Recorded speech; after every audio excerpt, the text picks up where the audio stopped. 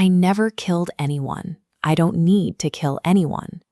Charles Manson sat in a prison cell and said those exact words to the world. And strictly speaking, he was right.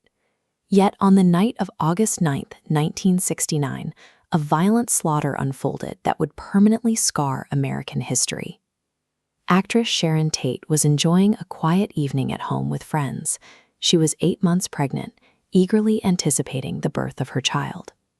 By midnight, a team of intruders had broken in and taken the lives of everyone inside. The intruders didn't know the people they were attacking. They hadn't come to steal, and there was no personal vendetta. They simply tied up the victims and executed them.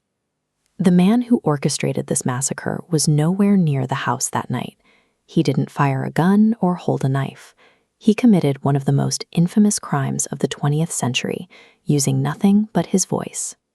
When police arrived at the Cielo Drive estate the next morning, they found a gruesome scene.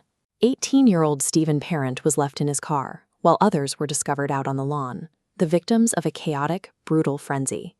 Which brings us to a terrifying question. How does one man convince a group of otherwise ordinary young people to commit unspeakable acts on total strangers, simply because he asked them to? To answer that, we have to look past the blood and the headlines. This is a study of absolute psychological control. Charles Manson's life began in a void of affection. Born to a 16-year-old mother who prioritized alcohol and drugs over her son, he spent his childhood bouncing between abusive juvenile detention centers and reform schools. By his early 30s, Manson had spent more than half his life behind bars. During one of those stretches, he learned to play the steel guitar. He started writing songs, developing a massive ego and a belief that he could rival the biggest rock bands in the world, like the Beatles. When he was released in 1967, he headed straight to San Francisco. He didn't find instant fame, but he found something he could use: the hippie movement. The streets were filled with thousands of wandering, disconnected youths. Manson realized he was surrounded by runaways and drug addicts, teenagers who had fled their homes and were desperately searching for a sense of belonging and a father figure. He gave them what they were looking for. He showered them with praise, gave them a place to stay, and supplied them with hallucinogenic drugs. Over time, he isolated them from the outside world, systematically stripping away their ability to think for themselves. These methods built the Manson family, a group of brainwashed followers who worshipped this failed musician as their literal messiah. For a brief moment, Manson actually managed to infiltrate the Hollywood elite. Through members of his cult, he struck up a friendship with Dennis Wilson, the drummer for the Beach Boys. Manson even wrote a song with Wilson, but when the Beach Boys recorded and released it, they changed the title and gave Manson zero credit.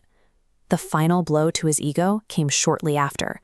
A prominent music producer named Terry Melcher, who Manson was counting on for his big break, refused to offer him a record deal and then moved out of his home at 1050 Cielo Drive.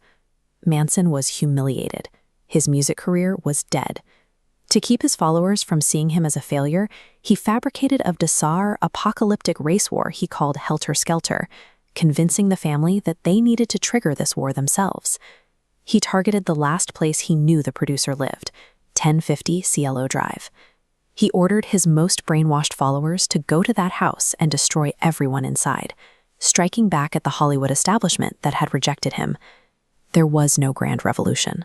The violence that horrified the nation was simply the bloody temper tantrum of a man whose ego had been bruised, carried out by human weapons he had built from scratch.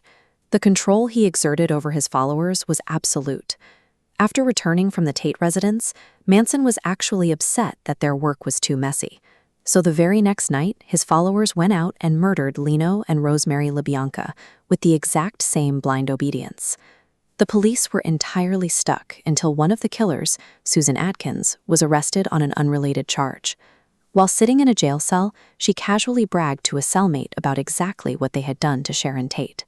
When the trial began in 1970, the terrifying myth of a powerful cult leader quickly fell apart. In the sterile light of a courtroom, Manson was exposed as a petty manipulator who had preyed on vulnerable teenagers. He was found guilty and spent the next 4 decades locked in a cell until he died in 2017. His apocalyptic war never arrived, and his grand prophecies amounted to absolutely nothing. The violence was horrific, But the deepest tragedy of this story is how easily a group of people willingly surrendered their own minds to someone else. We spend a lot of time worrying about physical threats from the outside world, but we rarely consider the danger of losing our own internal agency. Charles Manson didn't drag his followers to those houses by force. He succeeded because they stopped trusting their own judgment and replaced their internal compass with his. When you quiet your own critical thinking and rely entirely on someone else to tell you what is right, you become a tool for their intentions. Your ability to question, to doubt, and to think independently is your strongest defense against manipulation. Trusting your own mind matters far more than seeking validation from a group. Real freedom lives in the ongoing choice to guard your own thoughts, a power that can only be maintained from within your own